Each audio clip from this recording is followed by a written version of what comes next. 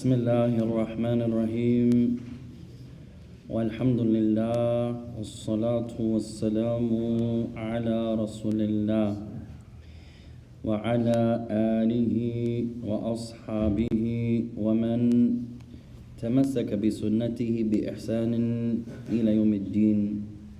أما بعد, after praising Allah subhanahu wa ta'ala and sending the salutations upon the Messenger alayhi salatu wassalam, and upon his family, his companions, and upon all those who follow upon his guidance into the establishment of the last day, to proceed, ikhwan, Allahumma inna na'udhu bika min ilmin la yanfa' wa min qalbin la yakhsha' wa min nafsin la tashba' wa min du'a la yusma'. Verily, Ya Allah, we seek refuge with you from knowledge that has no benefit, and from a heart that has no fear, from a soul that has no satisfaction nor contentment, and from a dua that goes unanswered,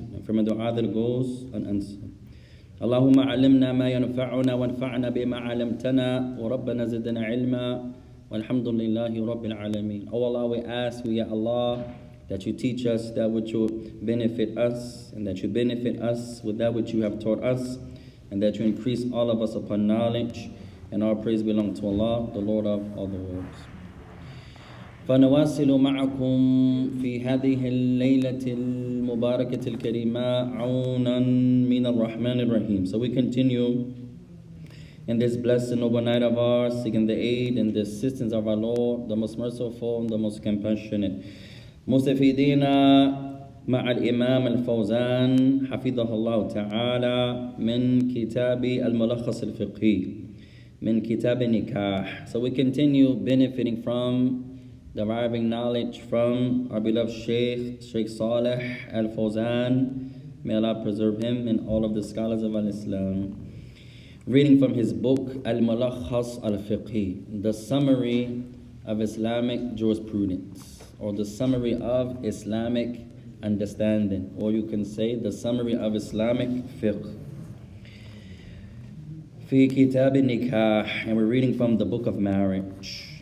فهذا الكتاب الملخص فيه كتب وكل هذه الكتاب له اسم. So in this book Al-Mulakhas, the summary of Islamic understanding, or the summary of Islamic fiqh, is one book made up of a multitude of books, and each of the books have a particular name. فنحن نقرأ الآن من كتاب النكاح. So we're reading from the book of marriage. فكلنا محتاجون إلى علم النكاح علم الكتاب والسنة أو النكاح من علم الكتاب والسنة. So all of us, ya ikhwan, are in need of knowledge of marriage, knowledge that's based upon the Quran and Sunnah. وأنا على رأسكم, and I'm at the head of all of you, ya ikhwan. فأنا جاهل في هذا الدين ولذلك أطلب العلم. For verily I am ignorant, so for this reason we seek knowledge. ونسأل الله تعالى أن يعلمنا جميعا, and we ask Allah teach us all of us.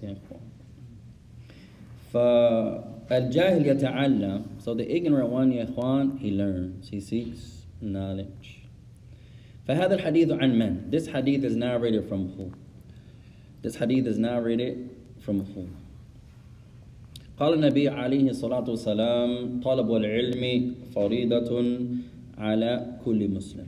The Messenger of Allah, he says, seeking knowledge is an obligation upon every Muslim. من الراوي وأين هذا الحديث? Who's the narrator and what book is this hadith in? طلب العلم فريضة على كل مسلم. Seeking knowledge is incumbent or obligatory upon every Muslim. Who's the narrator? You heard the hadith before, Sheikh? I heard you. I don't remember the narrator. So I remember hearing. And the Sheikh, man al-Rawi, who narrated this hadith? طالب العلم فريضة على كل مسلم. Seeking knowledge is an obligation upon every Muslim. And the man, anyone knows this hadith, ya ikhwan? هو عن أنس عند الإمام ابن ماجه وذكره ابن عبد البر في كتابه جامع البيان العلمي وفضله. This hadith has been narrated by Anas ibn Malik, collected by Ibn Majah, and it's also mentioned by the great Imam Ibn Abdul Barr, rahimahullah. He has a tremendous book called جامع بيان العلم وفضله. The compilation of knowledge and its virtue. It's one volume or two volumes. Tremendous book, ya ikhwan, regarding al-ilmi wa fadl al-ilmi, regarding those narrations about knowledge and the virtues and the superiority of knowledge. So the hadith is an Anas or عند الإمام ابن ماجه. So it's collected by Ibn Majah وذكره أيضا Ibn Abd al-Barr, and it's also mentioned by the great Imam Ibn Abd al-Barr. قال الإمام الفوزان حفظه الله تعالى. So the Imam continues. قال والشروط الفاسدة في النكاح. So the next chapter, he says, those conditions that are corrupt, that are not accepted, they are false regarding the marriage. فنستفيد من هذا, we benefit from this, يا إخوان. أحيانا الشرط يكون جائز. Sometimes a condition can be allowed. وأحيانا يكون الشرط باطلا. And sometimes a condition can be false. Sometimes a condition can be accepted, can be correct. Sometimes a condition can be false. فكيف نحكم? How do you rule by it? How do you know? متى يكون الشرط صحيحا ومتى يكون الشرط باطلا? How does the Muslim know when a condition is correct and when a condition is false? How do you know? You have to check. So you check the condition. What's your rule? What's your judgment? What's your litmus test? What are you using to judge by it? The Book of Allah, the Sunnah, the Messenger. Ahsant. Kitab wa Sunnah. وأضيف شيئا ثالثا, and I'll give you something third to add to that. فهم الصحابة, the understanding of the companions. فنقول الكتاب والسنة. All of us say, جميع من يشهد أن لا إله إلا الله وأن محمد رسول الله يقولون الكتاب والسنة. Everyone who believes in Allah, His oneness, and has testified that none has the right to be worshipped except Allah, and that Muhammad is the messenger of Allah. Every Muslim says, Book of Allah, Sunnah of the Messenger of Allah. Book of Allah, Sunnah of the Messenger of Allah. كل طائفة من الطوائف, every group from the various groups, يقولون الكتاب والسنة. They say, Book and Sunnah. لكن من الكتاب والسنة نضيف ثالثا وهو فهم الصحابة. So we have the Book and the Sunnah. Let's add a third point, and that is the understanding of the companions. لماذا هذا مهم? Why is this important, يا إخوان? لا نتكلم عن الأسماء الآن. We're not talking about names. That's not important. هذا يسمي نفسه سلفيا وهذا سنيا وهذا حديثيا وهذا فرقة ناجية وهذا أهل الحق. كل هذه الأسماء صحيحة. كل هذه الأسماء صحيحة. This one calls himself a Salafi Muslim. This one calls herself a Sunni Muslim. This one calls himself a Muslim who follows Ahl Sunnah wa Jama'ah. This one calls himself a Athari Muslim, a Muslim that follows the narrations. All of these names are correct. All of these names are correct.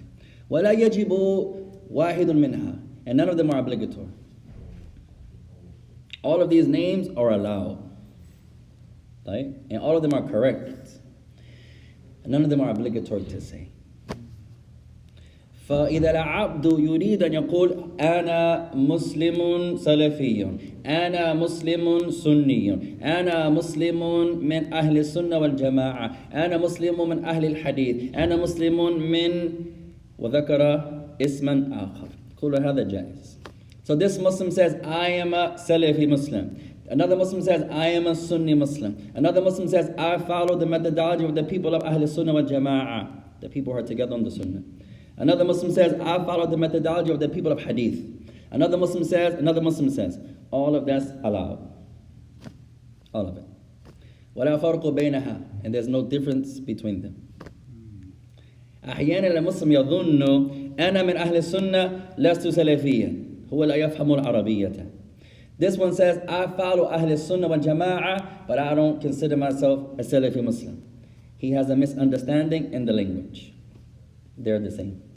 This one says, I'm a Hadithi Muslim, but I don't follow the narrations. He has a misunderstanding in the language. The sister says, I follow the people of the truth, but I don't consider myself from Ahl Sunnah wal Jama'ah. She has a misunderstanding of the language. كلها بنفس المعنى. All of them have the same meaning. All of them have the same meaning. Al-ism la yahumuna. But the names in reality, ikhwan, don't matter. The names don't matter يا إخوان. علينا في أمريكا أن نعلم وأن نعلم الحكم ليس بمجرد التسمية أبدا. We have to know in America that the ruling is not based upon what do you call yourself. It's not the ruling يا إخوان. It doesn't matter what you call yourself. أهم شيء الاعتقاد is your belief. The most important thing is your belief. والتطبيق and your implementation of the methodology that you say you believe in. فإذا نقول نحن من أهل السنة ولسنا من أهل السنة مجرد تسميتنا لا تهمنا أبدا بدون التطبيق. If we say we're from أهل السنة والجماعة but we don't implement Islam the way the people who are upon the Sunnah and who are together, how they did it, in reality we're not upon the Sunnah. We say we are, we call ourselves this, we call ourselves that, but if we don't worship Allah the way the people who ascribed to that and died upon that did, we're not upon their followers. طيب. فنقول نضيف فهم صحابة من قول الله تعالى. So we say we add a third point, Quran and Sunnah, but we don't stop there. And the understanding of the companions. And we say this based upon the statement of Allah. يقول تعالى وإن آمنوا بمثل ما آمنتم به فقد اهتدوا. الآية Surah Al-Baqarah. Allah Ta'ala says, and if, O Muhammad, they believe the way you believe and those who are with you, then and only then are they guided. Surah Al-Baqarah. فما قال الله تعالى بمفرد لا قال بالجمع. Allah Ta'ala didn't use the singular word here. when آمنوا بمثل ما آمنتم. هذا أنتم هذا ضمير جمع ليس ضمير مفرد. This pronoun, if they believe the way you, in English you don't really see it, you. In Arabic Allah says the plural you, antum. So he's not just talking about the Prophet, because he says antum, the plural. إذا أنا أقول سلام عليك, if I say to one person, may the peace of Allah be upon you, you alone, you, anta. I'm not talking about the rest of the brothers. Right? What's my proof? هذا الضمير, the pronoun. سلام عليك, ka. This kaf is حرف الخطاب للضمير لشخص واحد. This kaf is a particle that's used to address the singular. You're talking to three or more brothers, Salamu alaykum. This kum lil jam' is for the plural. Salamu alaykuma. Two people. May the peace of Allah be upon you both. Two of you. So the proof, Allah Ta'ala is saying, بِمِثْلِ مَا أَمَنْتُمْ. The way you, Muhammad, antum, and those who are with you. You all, the Prophet and his companions. فَإِذَا اتَّفَقَ الصَّحَابَةُ عَلَى شَيْءٍ فَهَذَا وَاجِبٌ. So if the companions unanimously agree to something, it's obligatory. فَلَا اتَّفَقَ الصَّحَابَةُ عَلَى شَيْءٍ بَاطِلٍ أَبَدًا. The companions of the Prophet of Allah will never unanimously agree to something that's false. So we say, and the understanding of the companions, لأن كل شخص له دليل. Every person has a proof. So this is why we say, you have to say, how did the companions understand it? أنا أعطيكم حديثا ما. I give you any hadith. مجرد ذكر هذا الحديث لا يدل على أن فهمي صحيح. The fact that I mentioned this proof doesn't mean that my understanding is correct. Doesn't mean that. Sometimes we say, ذكر شيء وله دليل فالحق معه وهو على الحق. ربما وهذا ليس بشرط. The person mentions something and then he has a proof. We say, he mentioned his proof. He has to be right. It's not like that. He could be right, he could be wrong. A person can use a proof and he may not be right. Not that the proof is not right. What he's saying the proof is saying is not right. And to mind, you guys with me, Ikhwan? Yes. طيب أعطيكم مثالا. We'll give you an example. طيب قال النبي عليه الصلاة والسلام من حديث عائشة إن الله جميل يحب الجمال والحديث في الصحيح. The hadith is narrated by Aisha and is collected in the authentic books of hadith, Bukhari and Muslim. The Messenger of Allah, he says, verily Allah is beautiful, He loves beauty. إن الله جميل يحب الجمال. Verily Allah is beautiful, He loves beauty. فالمرأة تستخدم المكياج والميك اب وكل شيء على وجهها ليس في البيت في الخارج ثم تقول هذا مستحب وتعطيك هذا الحديث دليلا لهذا الفعل. So the woman, she wears makeup.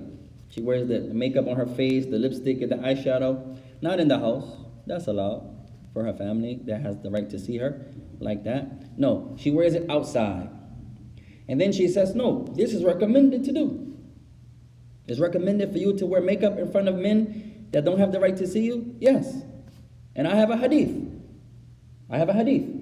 You say, Hati, give me the hadith. She says, قال النبي عليه الصلاة والسلام إن الله جميل يحب الجمال. She says, the Prophet of Allah said, verily Allah is beautiful and He loves beauty. This is beautiful to me. So she has a hadith that's authentic, narrated by Aisha. But the way she's using the hadith is wrong. Right? A brother, يقول لزوجته, a man says to his wife, عليك أن تعملي كل شيء أنا آمرك به. The man says, many of us say, وَنَعُوذُ بِاللَّهِ, may Allah forgive all of us, ya ikhwan, and teach us. The men, we say to our wives, you have to do whatever I command you to do. Many of the brothers, especially in America, we learn this. لا أعلم من أين تعلمناه.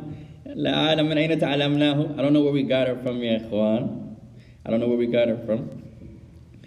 طيب, may Allah teach all of us. ثم نعطي الزوج دليلا. And then we give the wife a proof. She says, هذا من كتاب والسنة. نقول نعم. She says, this is from Quran and Sunnah. We say yes. She says, هات. Give me some proof. Islam يبنى على الدليل. Memorize this principle, ya ikhwan. Islam is built upon proofs. Islam is built upon proofs. Not only proofs, but they have to be used correctly. The way the companions unanimously understood them. طيب. So the man says, I have an ayah. قال تعالى الرجال قوامون على النساء. الآية سورة النساء. The man says, Allah says the men are the maintainers, the providers, the protectors, the supporters of other women. Surah An-Nisa. طيب. Where does it say that in this ayah? He has the verse, but that verse is not saying what he thinks it's saying. So it's one thing to have the proof, ya ikhwan. Just because you have a proof doesn't mean it's right. طيب. Our beloved brother asked about the position of Abi Hanifa في الصلاة في حكم قراءة الفاتحة في الصلاة الجاهرية.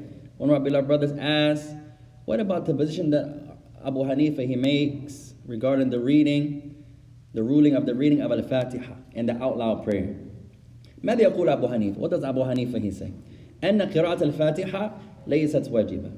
He says the reading of al-Fatiha is not obligatory. الذي يجب على العبد ما تيسر عليه. He says what's obligatory for you to recite in your prayer is what's easy. That's what he says. Rahimahullah. May Allah have mercy upon the great Imam Abu Hanifa. طيب. ثم يعطي دليلا. And then he has a proof. Don't think the ulama don't have proofs, ya ikhwan. But just because they have a proof, even the ulama, even the students of knowledge, even the scholars, just because they have a proof, you still have to look and see how the Imam is using the proof. He says, from the proofs that he used, he has a number of them. One of them, the statement of Allah Ta'ala, اقرأ ما تيسر معك من القرآن سورة مدثر. Allah Ta'ala, He says, and read what is easy for you to read from the Quran. Abu Hanifa says, from what I understand, Allah is talking about Al-Fatiha. Allah is not talking about Al-Fatiha. He derives that. He sees something that's there in the ayah. But the companions wasn't unanimous upon that. So we love the great Imam. We love him. But here, we don't accept that position here. Although he's using the verse, that's not the meaning of the verse. Although according to him it is. So we don't do like most of the people and throw the great Imam under the bus. We're not going to read Abu Hanifa's books no more. No, ya ikhwan. We're Muslims. But here, we don't agree with that. Istidlal. Istidlal, when you're using something, deriving something from it. That's his opinion, his position. If he's right, he gets 2 rewards. If he's wrong, he still gets a reward. But that doesn't appear to be the correct position. When you go to the surah, Allah is clearly talking about the night prayer. When you read Surah 2, Muddathir. And then you read, ya ikhwan, you have to look at the proofs. You're not done. Then you have to look at how they're being used. You're not done. And then, did the companions say the same thing you're saying? One of the best books I recommend you brothers benefit from is a book by the great Imam at-Tirmidhi. Memorize this name, ya ikhwan. Abu Isa Muhammad ibn Isa at-Tirmidhi. He has a sunan. It's a hadith book that many of us, I don't know why we got away from hadith, ya ikhwan. I recommend all, myself firstly, my family second, my brothers and sisters thirdly, to read hadith. Al-hadith, ya ikhwan, tashmalu kulla fan. Hadith encompasses every science. Hadith. Tashmalu al-tafsir. Tashmalu al-fiqh. Tashmalu al-hadith. Tashmalu al-lugha. Tashmalu kulla shay. Hadith encompasses everything. Hadith encompasses tafsir. Hadith encompasses al-fiqh. Hadith encompasses even the Arabic language. So you need hadith. You can't study a science in Islam almost, except that it's connected to hadith. But some other sciences can be alone. But hadith is in everything. You can study the Arabic language without studying hadith. But you can't study hadith without studying the Arabic language. You need hadith, ya ikhwan. Some of the brothers think, all I need, some of my companions, they say, all I need is Arabic, Arabic, Arabic, Arabic. And you don't see them reading Quran, reading hadith, studying tafsir, studying al-fiqh. No, يدرسون عربية فقط. They only study Arabic. You say, هذا خطأ. That's a mistake, ya ikhwan. ثم يأتي بقول بعض العلماء. And then they give you some of the statements of some of the scholars. قال بعض العلماء, some scholars they say, العربية مفتاح لكل علم. وهذا صحيح. Where the scholars they say, Arabic is the key of every science. That statement is true, but you're not using it correctly. They don't mean only study Arabic. They don't mean that. When are you going to study Quran? When are you going to study hadith? When are you going to study al-fiqh? When are you going to study inheritance? When are you going to study? So you need Arabic, yes. But not only Arabic. Don't be the brothers that only study Arabic. And then you say, mashallah, where are you in Quran? I haven't started yet. Not like that, ya ikhwan. Just like in the West, we have another misconception where we put everything in front of Quran and Sunnah. Everything. Where are circles of Quran go? And the average masjid, not the African masjid. When I say African masjid, I mean معظم المصلين في ذلك المسجد من إفريقيا. When I say African masjid, I mean most of the people there are from Africa. Not the Arab masjid. When I say Arab masjid, I mean معظم المصلين في ذلك المسجد من العرب, where most of the Muslims who pray in that masjid are from the Arab. نتكلم عن غير هؤلاء. We're talking about other than those masajid. They are doing their part in memorizing Quran and Sunnah. The average African community you go to, they have classes in Quran. They have classes in memorizing hadith. You mention the African community, I guarantee you, they have someone teaching Quran. I guarantee you, they have someone teaching hadith. In the African American communities, unfortunately, we got away from that. You barely see our circles where someone is teaching, memorizing the Quran. If you have someone that you can recite Quran on, هذا نعمة. That's a blessing, ya akhwan. Find someone that can rehearse the Quran with you. Find someone يعلمك الكتاب الله, that can teach you the book of Allah. Find someone that can rehearse hadith with you. Find someone that you can recite a small book of hadith over. You can memorize the hadith and then recite it upon your shaykh, your teacher, your Imaam. Watch how your knowledge goes through the roof. How can we be from the people of Ahl Sunnah when we left off the Quran and Sunnah? How? And in our city, in Jersey, in the East Coast, we do something even more dangerous. We're ignorant, and we can tell you the mistakes of every student of knowledge in the West. You mentioned the brother. Oh, mashallah, he can tell you every mistake he made. You mentioned another student. He can tell you his mistakes too. You mentioned another student. I can tell you his mistakes too. No, yeah. What's the benefit of that? Outside of staying away from what's incorrect. But we're not going to be asked about his mistakes, her mistakes. No, where are you in Quran? Where are you in Sunnah? Not just in Ramadan. In Ramadan, all of us read Quran in Ramadan, alhamdulillah. But the Quran is not just to be read for Ramadan. Find someone that can help you with Quran, ya ikhwan, and someone that can help you with Hadith, and you'll thank me later, inshallah. So let's continue, ya ikhwan. قال وشروط الفاسدة في النكاح نوعان. The conditions that are corrupt, not accepted in marriage, are of two types. الشروط أو شروط فاسدة تبطل العقد. First type, those false conditions that invalidate the marriage. وهي أنواع ثلاثة. And we're still here. And these are of three types. These are of three types. قال الأول نكاح شغار. The first type is the marriage of shigar, with the person they have like a substitute. You marry me off to the sister. Since you did that, I'm going to marry you off to a sister I'm in charge of. And there's no dowry. The dowry, either we mentioned it to the sisters, we're not going to give you a dowry, or we didn't mention it at all. وهذا يدل على أهمية تعليم النساء. And this shows once again the importance of what? The women learning. Encourage your wives, your mothers, your daughters, your sisters to seek knowledge. It's important, يا إخوان, للمرأة المسلمة لأن تتعلم دينها. It's important for the female Muslim to learn her religion. ونقول وهذا رأيي أكثر وأشد منا الرجال. And this is my opinion, the second part. And I say, my humble opinion, you can take it if you wish, you can leave it if you wish. I say, it's even more important for the woman to learn more than the man.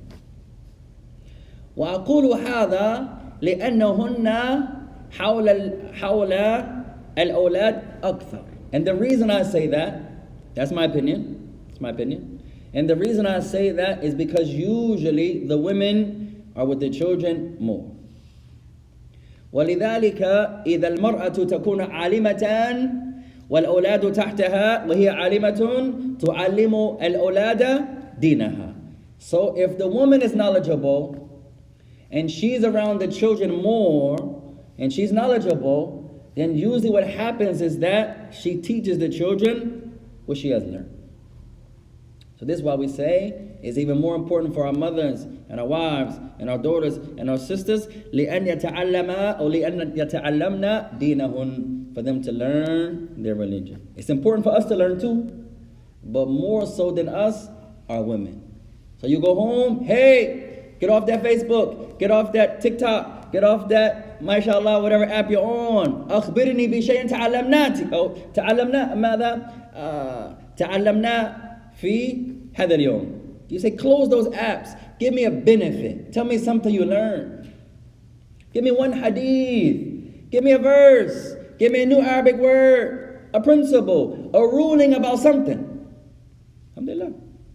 And then sometimes the women, they say, we like when the brothers, the husbands, they give us some homework. That's okay also. It's okay. The woman said, hey, tell me something to research. Maybe she needs that push.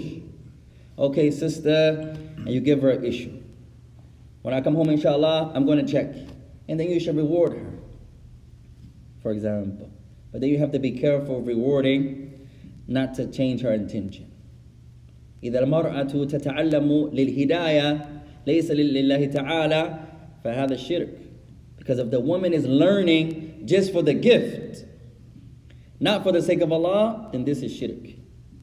So you have to be careful with gifts. It's encouraged, but there's a thin line. There's a thin line. You say, hey, every new surah you learn, I'm going to take you to Becca. I'm going to take you to Sadiqa. In Philly, we got Sadiqas. Up here, y'all got Becca. Or what's another store? I don't want to be biased, Ikhwan. What's another store? Taha. Give me one more, inshallah. That's all y'all got? Becca and Taha. We have our sister here. Sister Sadiq has a nice story, Ikhwan. We can't leave our sister out. Tayyib. So you tell your wife, you tell your daughter, your mother, كل سورة تعلمتي أعطيكي هدية إما من سدية إما من بكة إما من طه. You say every surah you memorize, I'm going to get you a gift, either from our sister Sadiya store or Becca or Taha or any other store. Let's be more fair, that we don't know their names. طيب. So she memorizes. You check her. MashaAllah. Here's your gift. Alhamdulillah. That usually يشجعهن على العلم على التعليم. That encourages, especially the women, upon memorizing. And do the same thing with the brothers also. Also your children. That's encouraging, ikhwan. But now you just got to make sure that the intention is not altered. Now, she's only doing it for the gift. So she gets no reward from Allah Ta'ala. So you have to be mindful and careful there. طيب قال والثاني, second type, نكاح المحلل. نكاح المحلل. The marriage of the one that is just marrying a woman so that the other brother can marry her after him. I'll say that again. نكاح المحلل. The marriage, هذا لا يرى كثيرا في أمريكا. لا هذا يرى ما شاء الله. This is not seen a lot in America, but then we changed. It is seen a lot.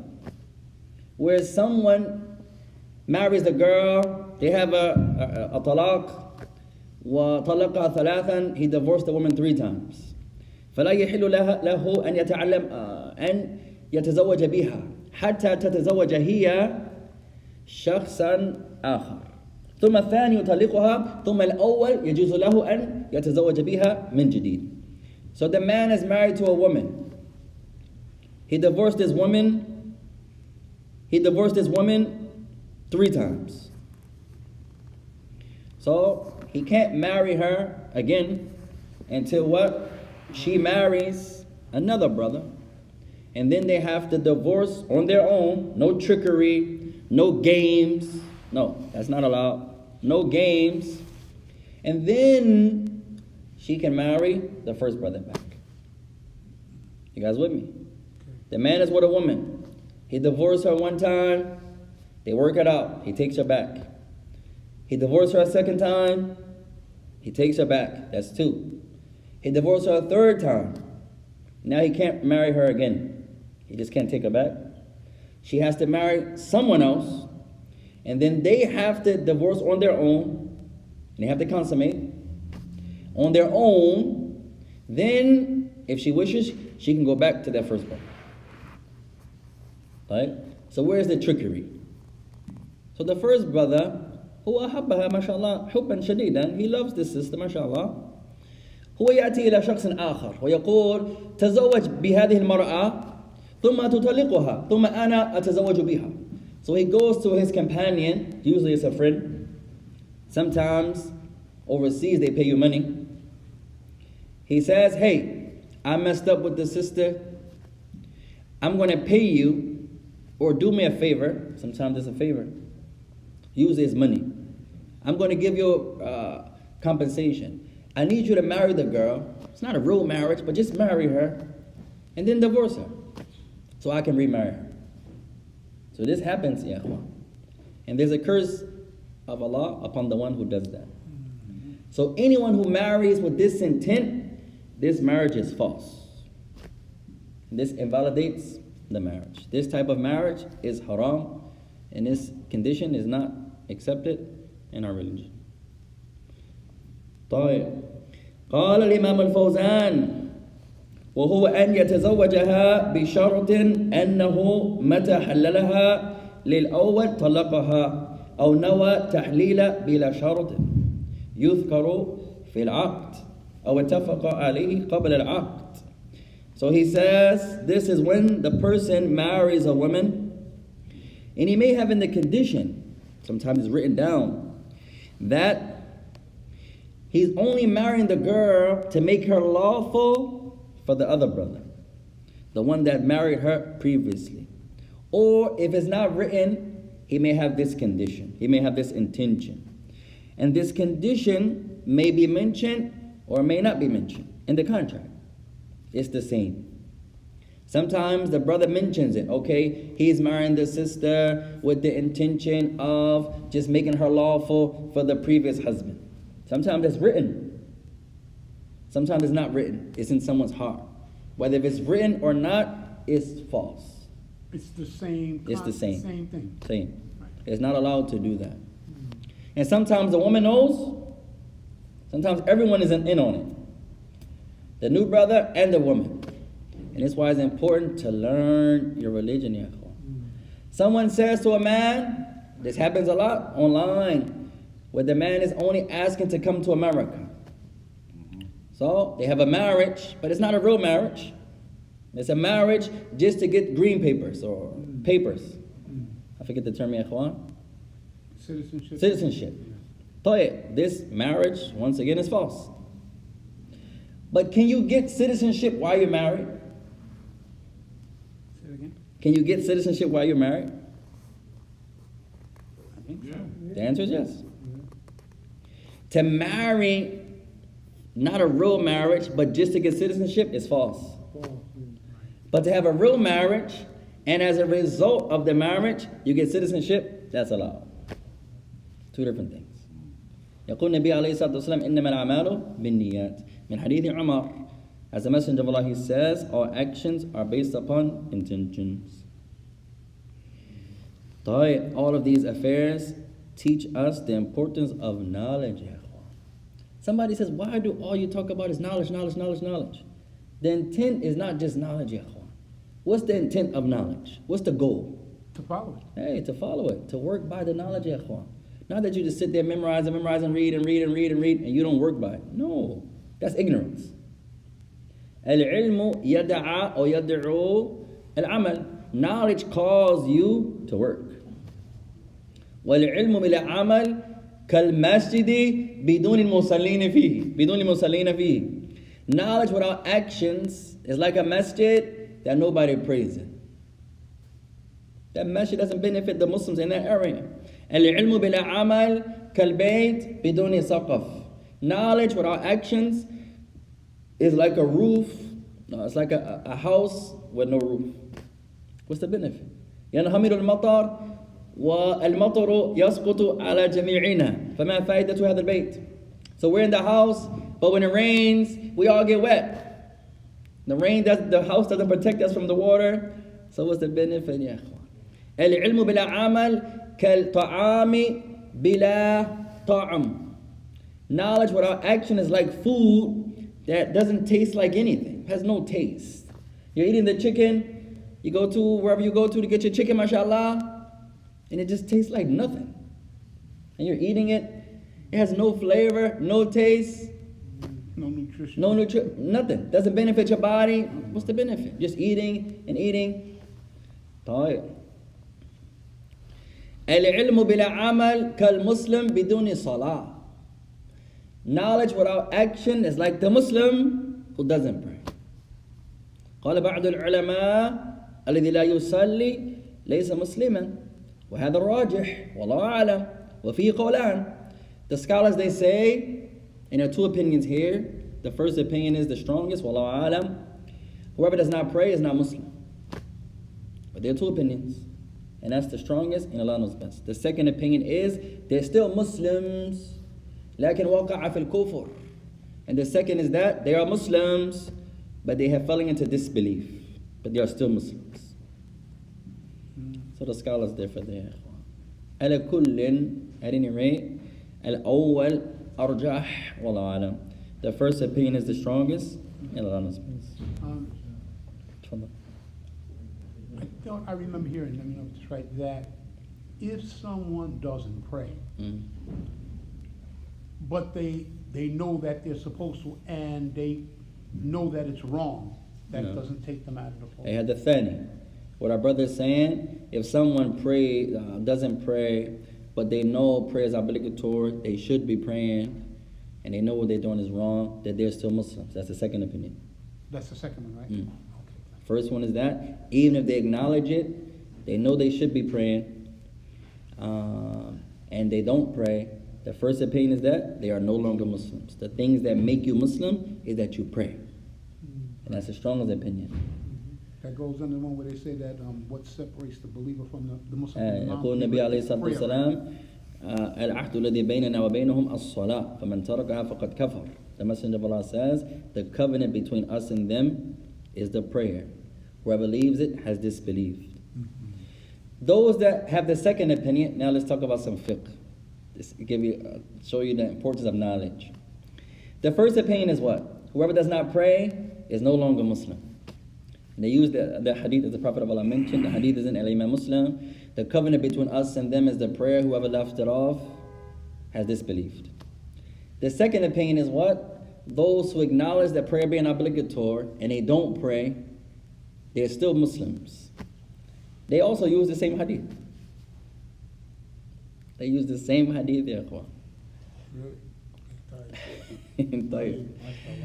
In the Arabic language, فَمَنْ تَرَكَهَا فَقَدْ كَفَرْ. Listen in the Arabic. Whoever leaves it off, فَقَدْ كَفَرْ. Kafara means to disbelieve. But it's a verb. Right? Shaykh Albani says, yes, the Prophet didn't say, فَمَنْ تَرَكَهَا فَهُوَ كَافِرٌ. Kafir is the ism fa'il. Kafara is the fi'il. So he's saying, the Prophet didn't say whoever leaves it off is a disbeliever. Right. So they're saying, see, yes, this hadith supports our claim. What do you mean? They believe as long as the person acknowledges the prayer to be correct and they don't pray, they're still a Muslim, but they're in a state of disbelief. And they say that's why the Prophet didn't say kafir. He didn't use the ism. Kafir, that's the ism fa'il. He said kafara, has disbelieved. Meaning they're in a state of disbelief. At any rate, this also shows you how the scholars differ. This ikhtilaf is called ikhtilaf al-fahm. The difference of opinion because of one's understanding. As long as you don't contradict narrations, then this is allowed. So does that go somewhat in the No. same thing where a person is in a state of disbelief when they're in the act of doing something haram? Or something Similar. This hadith here, ya ikhwan, there's a hadith. The Messenger of Allah mentions when the Muslim, the meaning of the hadith is doing a sinful act, he's fallen into illegal relations or theft or whatever may have you. The رفع الإيمان من قلبه ويكون فوقه حتى ينتهي من العمل ثم يرجع إليه أو كما قال النبي عليه الصلاة والسلام. That when he's doing this action, the iman leaves him and hovers above him until he stops the action and then it returns to him. So a question that I'm afraid to answer. What happens if he dies in that state? Is the Prophet of Allah saying his iman comes out, meaning he's no longer a Muslim or he's no longer a believer? Allah Alam. Some scholars say this, some say that. Some say if he dies in that state, he dies as a disbeliever. Some say he's a Muslim, but he dies in a state of disbelief. Similar to that hadith. At any rate, these hadith should frighten us, ya ikhwan. We're so ignorant, we say, well, some scholars will use that as an allowance. Some scholars say, I'm still Muslim. No. And some say you're not. That should frighten us, ya ikhwan. We shouldn't be those Muslims that look for, well, some scholars say A, some scholars say B, so I can do whatever I want because some scholars say. Islam is not like that, ya ikhwan. Just because the scholars say that doesn't mean that they're right. And the intention comes in now. Hey, You're trying to get away from it. Hey, sometimes we're reading the hadith wrong. We're reading, even when the scholars differ, wrong. That's why I hate to even mention names sometimes. And our Sheikh Uthaymeen, rahimahullah, we learned that from him. He used to hate when someone says, one scholar says something, and then mention another scholar by name who says something different. He says, it would have been better if you just say, some scholars say, other scholars say. But don't mention the names, and it's from his wisdom. Because it seems like what we're doing today, pitting the scholars against each other. Nowadays, you mention a sheikh in your masjid, down the street, they mention another sheikh who has another opinion. So our ignorance comes and we pit the scholars against each other. It's not like that, ya ikhwan. The ulama love each other. Even when they differ, they love each other.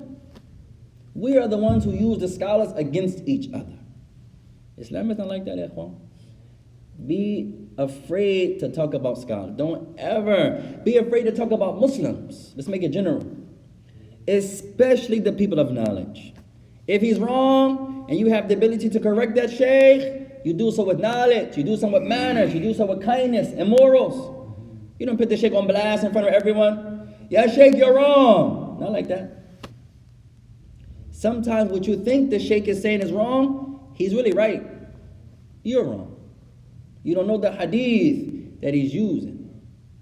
Or you think the hadith that you're using is correct, but the hadith is fabricated. Many hadith, ya ikhwan, that we have the honor to learn that you think is authentic, in reality is incorrect. We'll give you one inshallah. هذا الحديث مشهور جدا. This hadith is real famous. قال النبي عليه الصلاة والسلام اطلبوا العلم ولو بالصين. The people say that the Prophet said, seek knowledge even if it's in China. That's a weak hadith. Shaykh al-Albani says this hadith is fabricated. You see this hadith in almost every masjid. We'll give you another one in the area of wudu. They say, an-nadafatu min al-iman. Cleanliness is from iman. هذا ليس بحديث. That's not a hadith, يا إخوان. ما قاله النبي. The Prophet never said that. So there are many hadith that are famous. But just because it's something that's famous doesn't mean that the Prophet said it. At any rate, there's manners on how to correct your teacher. The same way there are manners on how to sit in the class.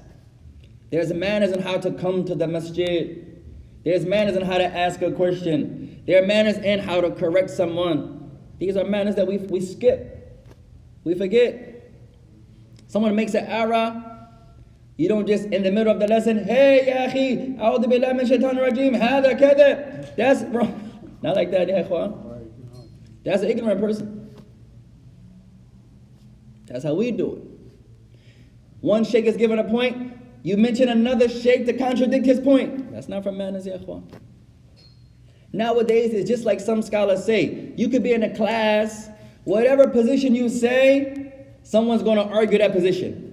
If you would have said the second position, he would have brought the same position you said first.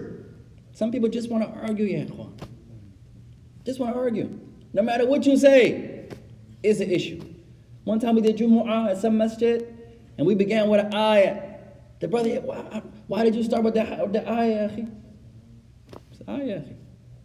You come back next week, okay, they had an issue when I started with the ayah, now I'm going to start with the hadith. Call Nabi alayhi salatu wasalam, the same brother. Yeah, akhi, why'd you start with the hadith? You come back next time, okay, I started with the ayah, I started with the hadith. Let me start with a statement of a companion. قال Abu Bakr radiallahu anhu. After Jumu'ah, ya akhi, why'd you start off the Jumu'ah with the statement of the companion? It's the same brother usually. No matter what you do, ya ikhwan, they just want to argue. How many times we mention an African sheikh? Someone's in the corner, ya akhi, you always quote the African sheikh. Okay, maybe I'm biased towards the Africans. No problem. I'm African, so maybe I'm biased. Cool. You come back next week, the sheikh in Kuwait. Alhamdulillah. That same brother who had an issue, yeah, you never mentioned my country. Where you from, ya akhi? I'm from India. Okay, alhamdulillah. Let me find some. Oh, there are many scholars in India. Mubarak 40 is there. Our Sheikh Hussein Abbas is from there. Tayyip. You come back next time. وقال الشيخ الهندي حفظه الله تعالى. Then you have an Arab sheikh who's again. Sometimes people just want to argue, ya ikhwan. One sister comes, you never mention a sister from the scholars. Tayyip. You come back next time. وَقَالَتْ فَاطِمَةُ رَضِيَ اللَّهُ تَعَالَى عَنْهَا. Someone else say, hey, yeah, I think you're being biased to the women. You can't win, ya ikhwan. It's not about pleasing the people. Alhamdulillah. You be sincere for Allah's sake. You say what's correct. Someone is going to have an issue. Something I tried my best. I've never did this yet, ya ikhwan. Where the first part of the Jumu'ah, I mention all hadith. All ayah after ayah after ayah after ayah. Second part, hadith. Someone is still going to have something to say, ya. At any rate, you can't please the people, ya ikhwan. Sometimes you give a story, oh, you didn't mention a lot of hadith. You mentioned a lot of hadith. You mentioned too many hadith. You can't win, ya akhi. You fear Allah best your ability. You be as fair as you can. You hope somebody benefited from it. Alhamdulillah. That's Islam, ya ikhwan. At any rate, if you base upon the people, you give the brother some food. Oh, yeah, akhi, what you trying to say? I need to gain some weight. You give him a little bit of food. Hey, what you trying to say? I need to lose some weight. You can't. Your wife wears a new garment. You married brothers, be careful here. Yeah. Sometimes it's a setup. When the woman says, hey, how do I look? Don't do it. Don't do it. Sometimes she has on a new garment. Just waiting for you to compliment her. Alhamdulillah. But you didn't compliment her yesterday. So you say, oh, mashallah, I like that. May Allah bless you. That's a nice dress. She's mad. What would I do now? I had one on like this yesterday. You didn't say nothing? You can't win, ya ikhwan. And the women may be the same way with the men. One time the sister, she says, you mentioned that it's for the women to get dressed up. I never heard you say it's for the men to also get dressed up. Alhamdulillah. It goes both ways. It's also for the man, and this is hard, to find something to wear in your house that pleases your woman. In America, I don't know. What do we have? We may have some pajamas. I don't know, ya ikhwan. We may have some type of outfit that you can lounge in. But we don't have a lot. It's not like the women, they have a little advantage. They have makeup. They have, mashallah, the little outfits you can wear in the home. They have blouses and dresses and this and this and this. We don't really have a lot. So we're at a disadvantage. So I said, what's wrong with what I got on? She said, no, I need you to wear something different. Wear something else. He said, alhamdulillah, try your best. At any rate, she's right. It goes both ways, ya ikhwan. All of the rulings in Islam are for the men and for the women. Except for a few exceptions. يقول النبي عليه الصلاة والسلام المؤمن مرآة المؤمن. The Prophet of Allah said, the believer is a mirror to another believer. The rulings of one are the same for someone else. Some of the particulars may be different. The woman should wear, and she should cover her body. The same ruling for her, same ruling for the men.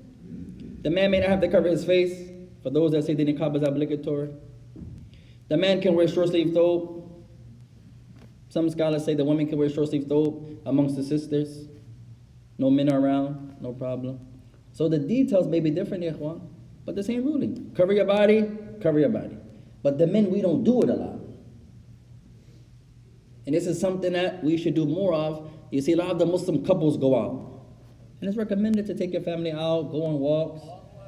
Of course, you got to find where to go, the time to go, the season to go. You may not go to the beach at 8 o'clock in the morning.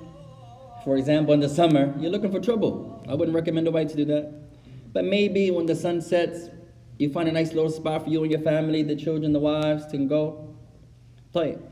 You go to the boardwalk, you see a lot of the Muslim couples. And only the women are dressed on the sunnah. The men, we can assimilate a little bit more, but it's not a sunnah to do that. It's not a sunnah, ya ikhwan. Where the man has on his sweatsuit or his little muscle shirt, it's not recommended to dress like that at all. And then the same brother who come out with his little muscle shirt on, let their wife wear other than black. Most of us, ya ikhwan, we have a rule for our families we don't have for ourselves. You come in the house, she's watching her TV, you say, oh, astaghfirullah. You mention all the hadith, mashallah, which is correct. She comes in now on a Sunday night, the Eagles. Oh, you're not going to... It's the best you ever seen the Eagles, mashallah. It's not even the playoffs. And we're going to be glued to our TV. We don't even like the Eagles, but still the Eagles, ya akhi. So now, the same ruling, when it's her, where are those hadith and those ayat now? Now she's the shaykha. Oh, a'udhu billahi min shaitanir rajim. Oh, now, look who's in front of the TV. And now we go against that. Yeah, some scholars say, some scholars... May Allah help us, ikhwan. May Allah teach us, ikhwan. May Allah make it easy. Oh, Yaqub.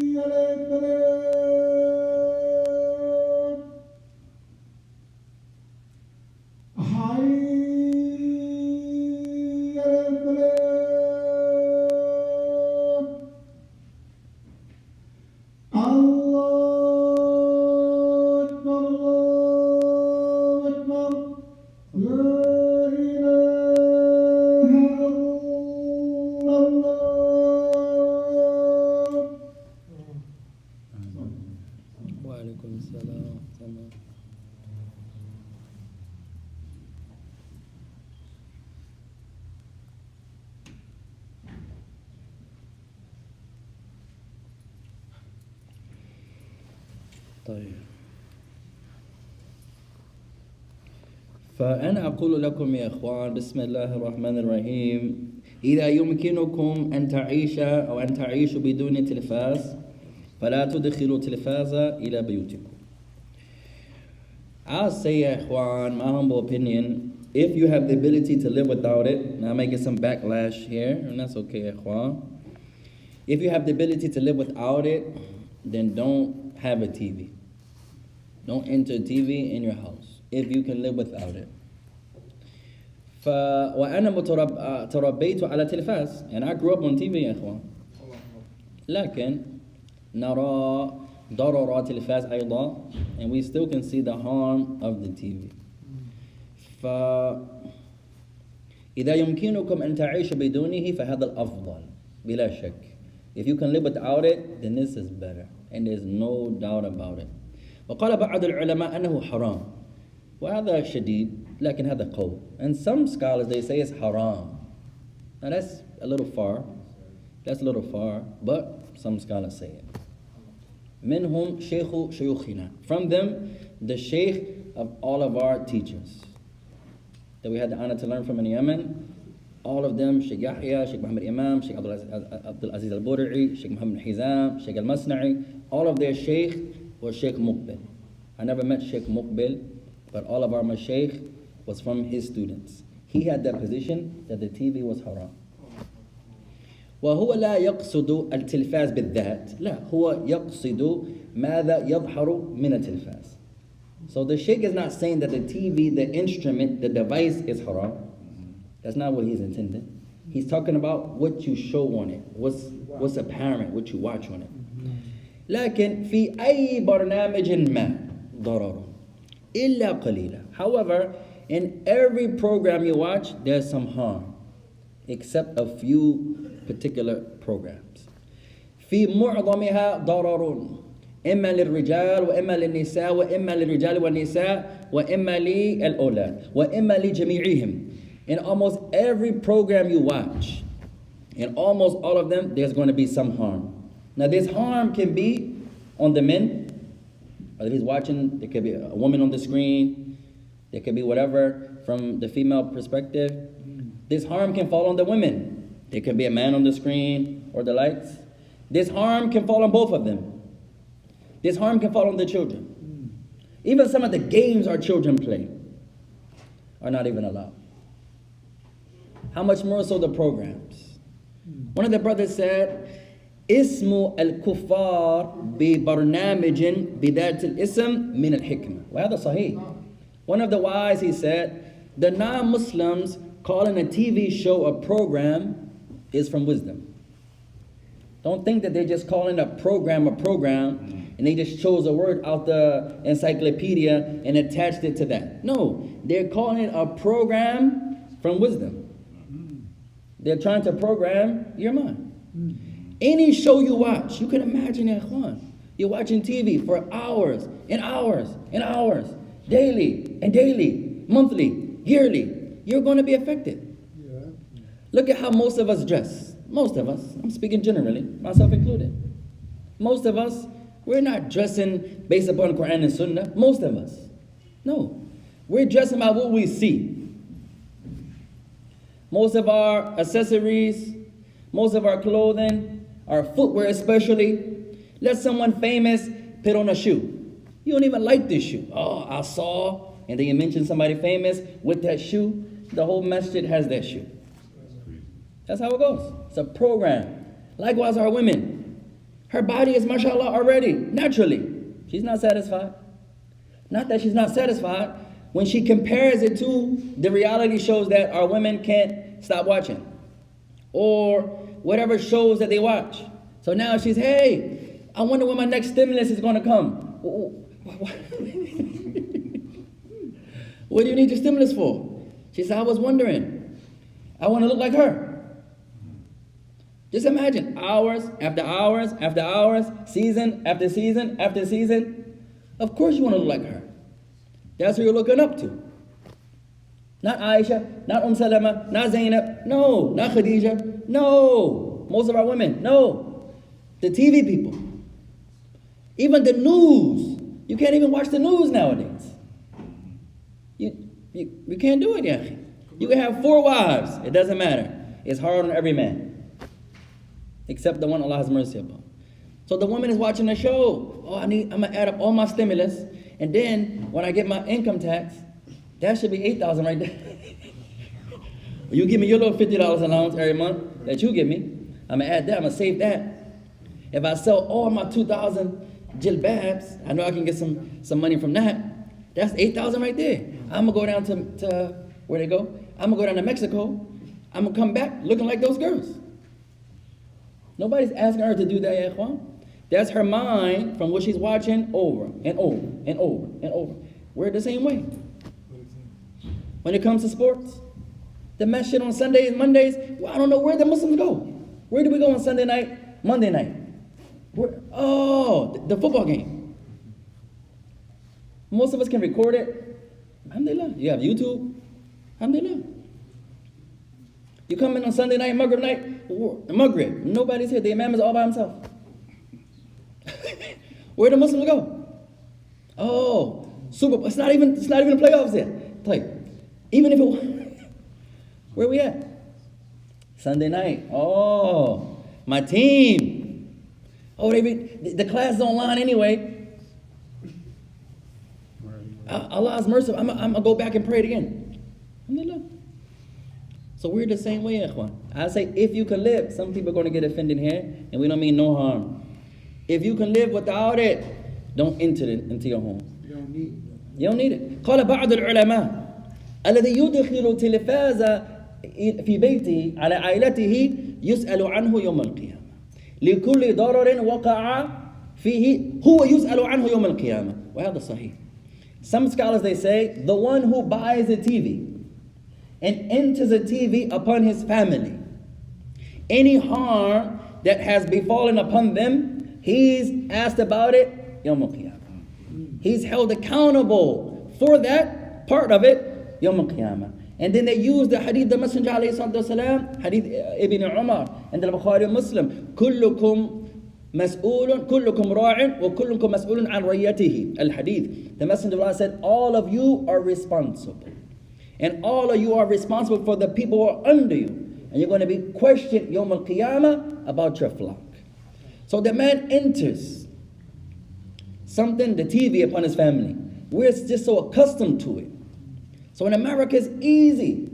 Everybody's going to have a TV. Most of us have TVs in every room. And then the ones that has a little bit of money, even in the kitchen, he has a TV. He's making, mashallah, whatever he's making, he's still watching it. And then the ones that have more money than that, even in the hammam, he has a TV. So you can do it number 1, number 2, and you still can watch the Eagles. That's most of us. We can't even get away from it. You go to someone's house with no TV, you're going to be amazed. Oh, he's a extremist. He's this, she's that. It's foreign. I challenge you. Now, don't do this. This is a lack of expression. The average Muslim house or houses, you have more than one TV. I guarantee you. The children have a TV. The room may be divided. The girl has a TV. The boy. That's how we live. I guarantee you. Do this for a week. Do it for a month if you can. I'll make it easy. Do it for a week. Unplug your TV. Only the best of you is going to do this. Inshallah, all of you do this. 1 week. And you be your own judge. Watch how your Islam grows. Watch how much Quran you read that 1 week. Watch how much hadith you read that 1 week. Watch how much you talk to your wife. Watch how much she talks to you. Watch how much you talk to the children. The children talk to each other. Let's play some games, for example. Watch how much the masajid be filled, for example. I challenge you. 1 week. Right? Watch one more football game. Get it out your system.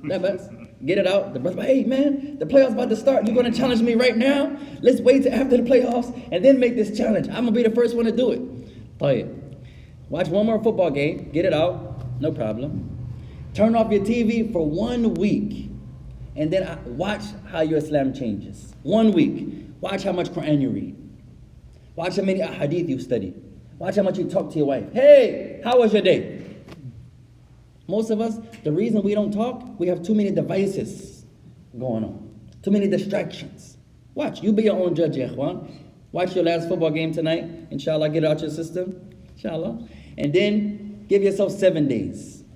I guarantee be a better Muslim on that 8th day. Wallahu ta'ala alam. Wa subhanaka Allahumma wa bihamdika. Ashhadu an la ilaha illa anta astaghfiruka wa atubu ilayk. Wassalamu alaikum wa rahmatullahi wa barakatuh. Fadhi ya Shaykh.